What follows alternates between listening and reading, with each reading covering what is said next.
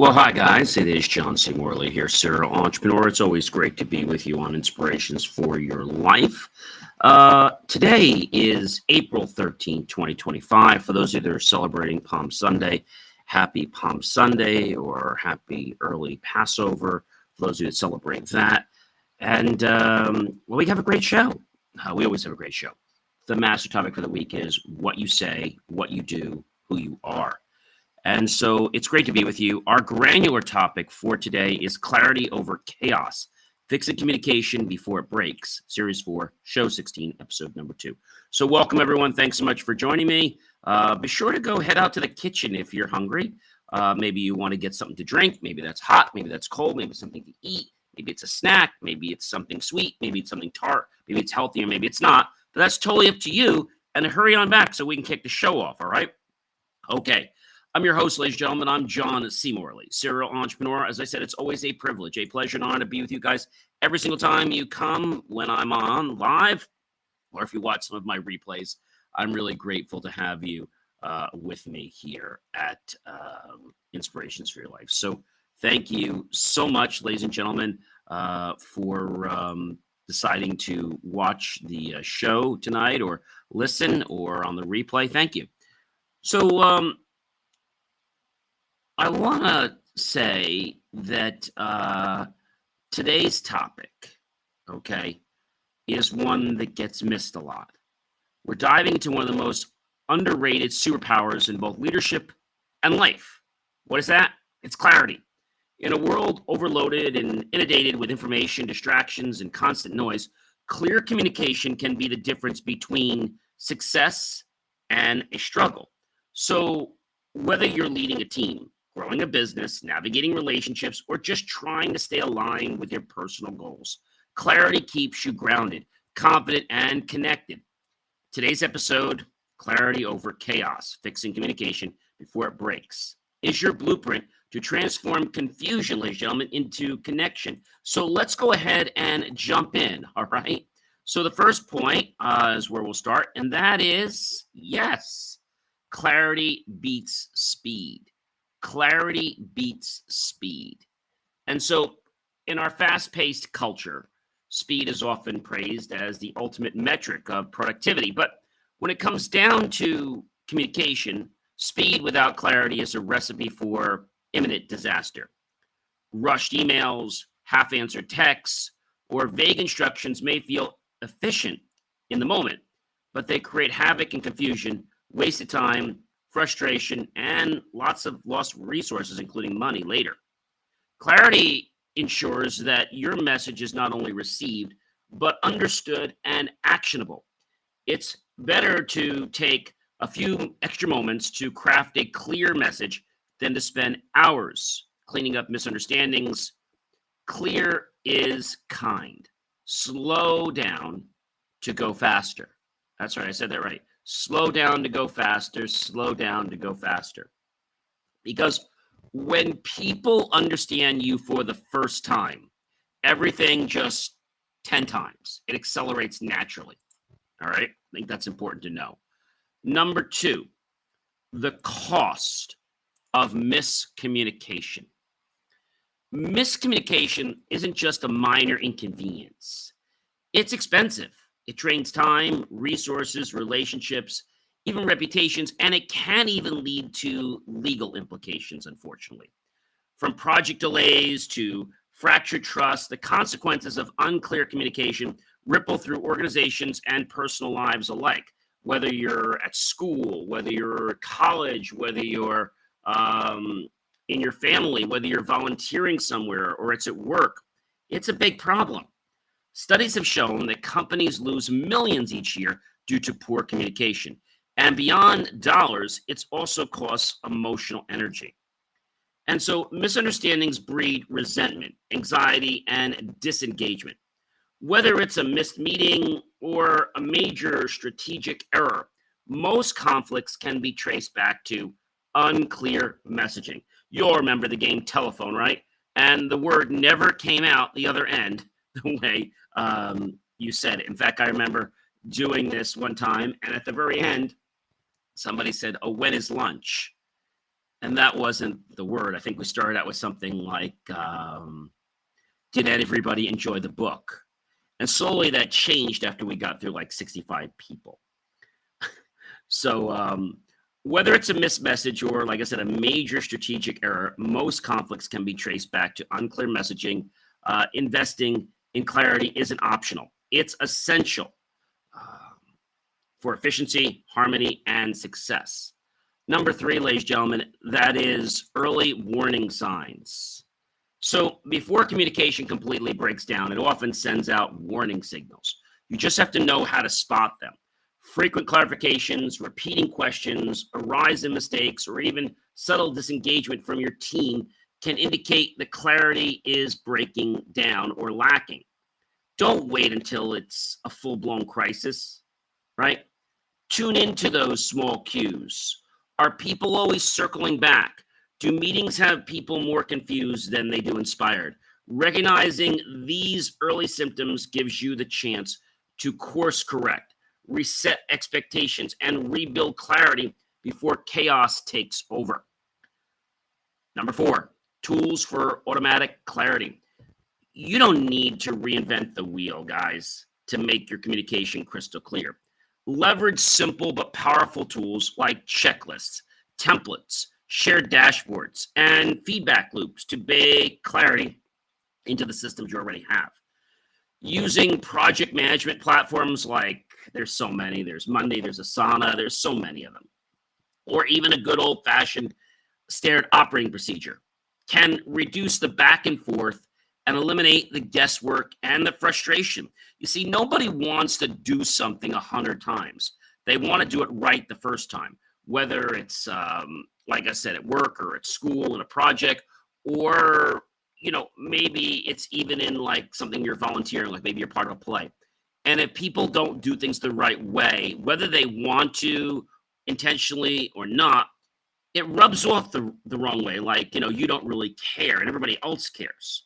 So again, you don't have to reinvent that whole wheel all over again. There's no need for it. What's important to understand is that clarity isn't just a personality trait. It can be systemized. The more your systems support understanding, the more your team can focus on high-level thinking instead of decoding vague messages. Number 5. This is really important, guys. You ready? Intentional listening. Intentional listening, yes. You might have heard TMI, too much information, but that's not what I'm talking about here. Transparency is essential, but there's a fine line between being open and oversharing, right? When it's like somebody's pouring out this book and you just want to hear about their day, and suddenly they're giving you a dissertation about their entire life. And it kind of turns you off, right?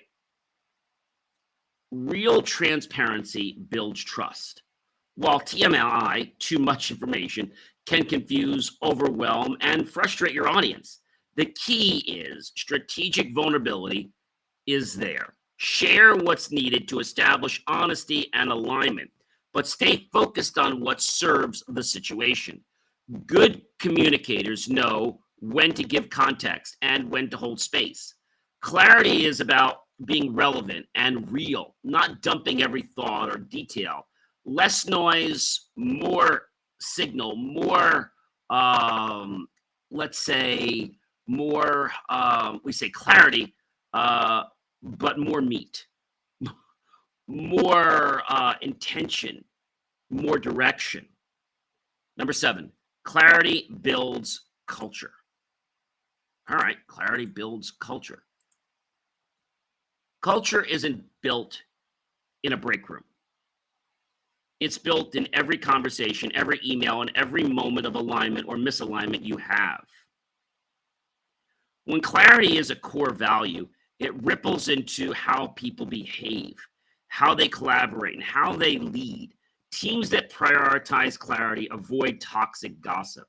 Staying aligned on goals and celebrating progress more authentically is the key. People thrive in environments where expectations are clear and feedback is consistent. Want a stronger culture? Start by making clarity non-negotiable. And that might be something that you or your workforce or your family or your friends might not be open to, but the consequences could be disastrous if you don't fix the problem. Number 8, leaders set the tone. Clarity starts at the top. Leaders who communicate clearly create a ripple effect of precision, trust, and accountability. If your messaging is inconsistent, vague, or overly complex, your team will mirror that confusion. Great leaders simplify the complex. They speak plainly, they lead with transparency, and are consistent with their words and actions. Your tone becomes your team's temperature. Set it wisely. By modeling clarity, you give others permission to use and rise to that same standard. Now, a lot of people are afraid that maybe they're not going to have the right thing, right? But the truth of the matter is, I've said to you, done is better than perfect. You don't have to be perfect at it, but you got to start. And the more you practice, the better you'll become. Number 9, communication myths. Let's bust a few myths, okay? If I said it, they got it. Nope. Repetition doesn't equal understanding. Another myth, more detail means more clarity. Not so. Sometimes it creates more fog. Or the classic, I'm just being honest. Honesty without empathy can feel like aggression. The truth is, communication is nuanced, intentional, and evolving every day. Clarity isn't about speaking more. It's about being more meaningful with every word to become a better communicator. You must be willing to unlearn the myths that keep you in confusion. Does that make sense, everyone? I hope it does. Number 10, clarity equals confidence.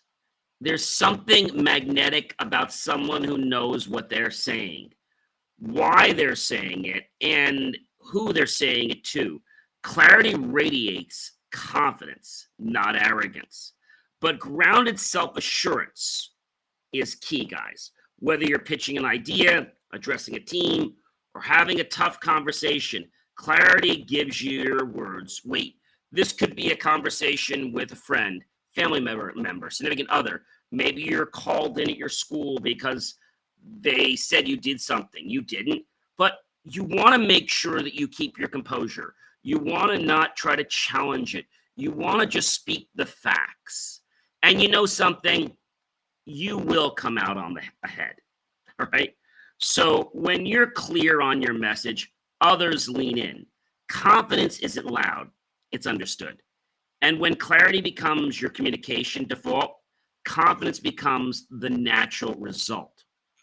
So all this might sound a little bit, how can I say, bewildering for some people, because they choose confidence and they choose clarity when it's convenient for them. Okay? That's the key. That is the key. But sometimes we let what's going on in our life get in the way. And so this happens for no other reason than the fact that we're frustrated. A lot of people are frustrated, all right? That's nothing new. And so if you treat that, let's say, fog, and you're rude, and you decide you're going to do this because you're all powerful, because you feel you are, anyone that has to have that kind of attitude is going to lose respect as soon as they open their mouth. This is a show that's not meant for everyone to hear if you can't take it. This is some serious stuff here tonight, guys. Clarity beats speed. A few years ago, I was launching a new tech initiative. And I sent a quick Slack message to one of my team members, assuming everyone knew what I meant. The project got delayed by a week because one team thought we were testing while another was deploying. That moment taught me something valuable. Taking an extra minute to write a complete sentence would have saved days of frustration. Hey, team, we're starting a new content management system. We're going to be testing in-house, and then we're going to roll it out as a software as a service platform. And just want to know what your ideas and feedback. Instead, we had people that were starting to come up with ideas for implementing it tomorrow. All we were trying to do was get started, not finish it. All right. And that became a real debacle. And so it made sense for me, right? Taking that extra minute just to pause and ask, will this make sense? If I wasn't in the room right now, would this make sense by me just sending it? And if it can't pass that litmus test, okay, then you need to regroup. The cost of miscommunication is priceless. One time I was working with a vendor. He misread a project brief due to poor formatting and unclear expectations that actually came from one of his team members.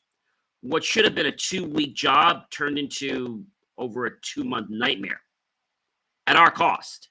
Even worse, the vendor relationship was never the same. The one mishap reminded me that sloppy communication just causes delays.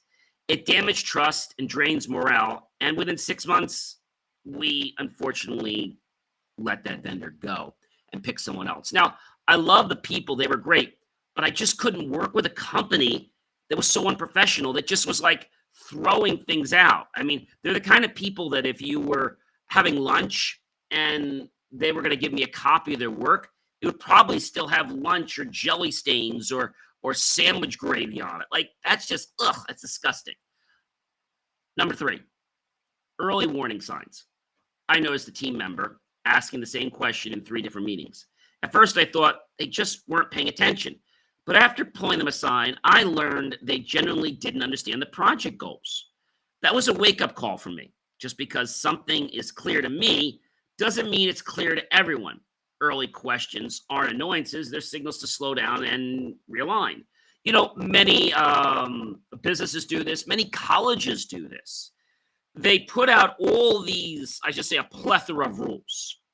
And if you're new to their community, whether you're a undergrad, whether you're coming in as a transfer student, or whether you're coming in as a graduate student, it's like they're speaking another language. Even though they're not, it's like there's no clear alignment to what they want. And then when you do something wrong, you find yourself getting in trouble because you didn't even understand what the rules were. That tells me any institution or any company that just expects you to know the rules, that's poor. That is very unprofessional, and you wouldn't want that in your position. Why do you think other people would accept that? That's wrong. So you need to realize that true transparency starts with systems and communications and feedback. And although you can be transparent about some things, it doesn't mean you'll be transparent about everything, whether that's discipline, whether that's tuition. You have to realize that transparency is not just a one-trick pony. It's not just something we say because we want to be transparent. No. Transparency needs to be across the board, from hiring to management of your team to sales to everything you do.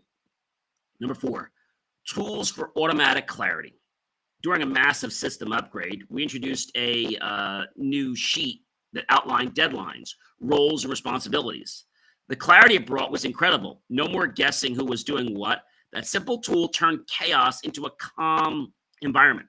Since then, I've been a huge advocate of using systems as clarity amplifiers because when expectations are visual, people feel empowered. You can create plaques, you can create systems, you can create a rhyme, mnemonics. You have to make the message get incorporated into the culture. Okay, I think that's a very, very important thing that I believe you should definitely follow. All right.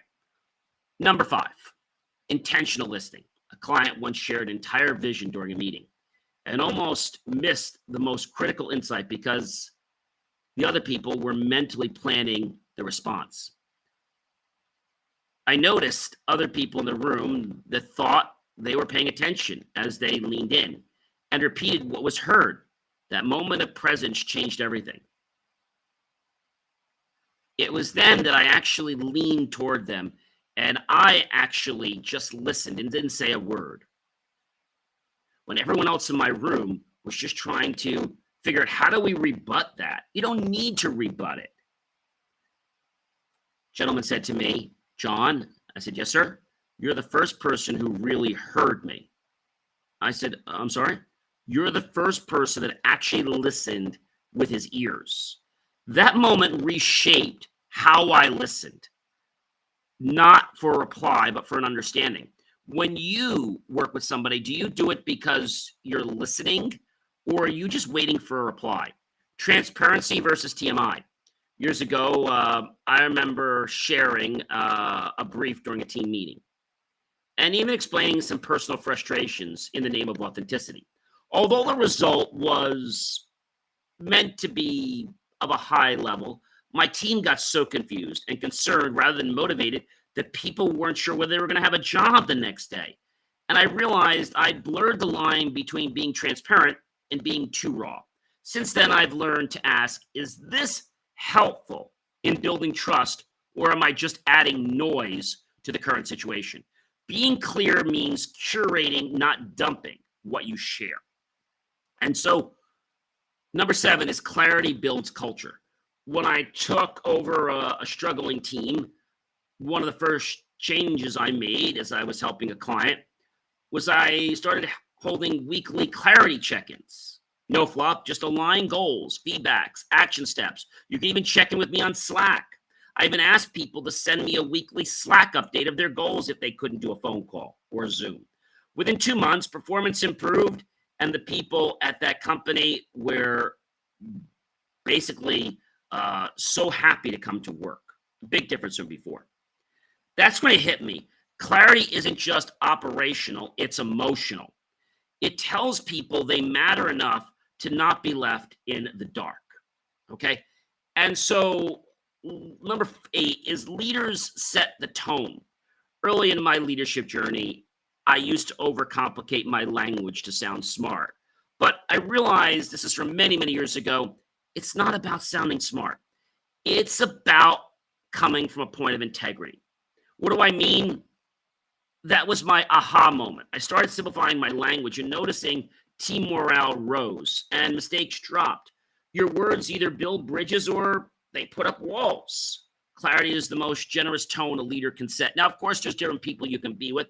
And yes, you might vary your language around different audiences, whether it's other engineers, whether it's other people in your discipline. But you don't want to speak in that way to everyone. Like, your client might not understand what you're talking about. So dumb it down. And dumb it down doesn't mean make them feel stupid. Dumb it down means talk in terms as if you were talking to a 5-year-old. Number 9, communication myths. For years, I believed that repeating myself made me sound unsure.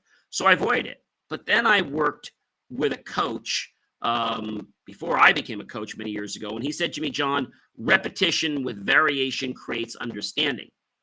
So it's not just mother is the ruler of repetition. It's you've got to change it around a little bit. I like to say you've got to add a personal story in there, make it real. That changed my life. I started emphasizing key messages in different ways through visual stories and summaries. Suddenly, things stuck with me and with others. Myth busted. Repeating isn't weak, it's wise. But be sure to add something different, a variation, put an emotion in there. Let it be personalized so they can adapt it to their lives. Number 10, clarity equals confidence. I once gave a presentation. Well, I give many presentations, as you know. I wasn't fully clear on myself to what it was about because the client wasn't very clear. I fumbled over explaining and felt, well, the room tune out. The next week, I rewrote with clarity as my compass, and I walked on stage knowing, with that same group, what I needed to say. The shift in the audience's energy was electric. I could feel every part of my body connecting with that audience. That experience taught me that confidence doesn't come from flair. It comes from clarity. When you know your message, everything else flows. And I think so many people in life want to impress others. And there are times to impress people, but when you're just trying to get the truth out about what's going on in life, you got to step back and say, hey, who am I trying to impress? What am I trying to do?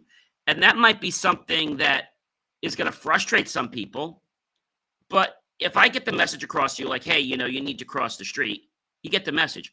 I don't need to say, move your, let's say there's a complicated word for vehicle. Move your destination transportation system with wheels. I mean, Wahoo talks like that. And although there is a time for good words, you don't use words to impress people. I know people have said with college, you should use words to impress people.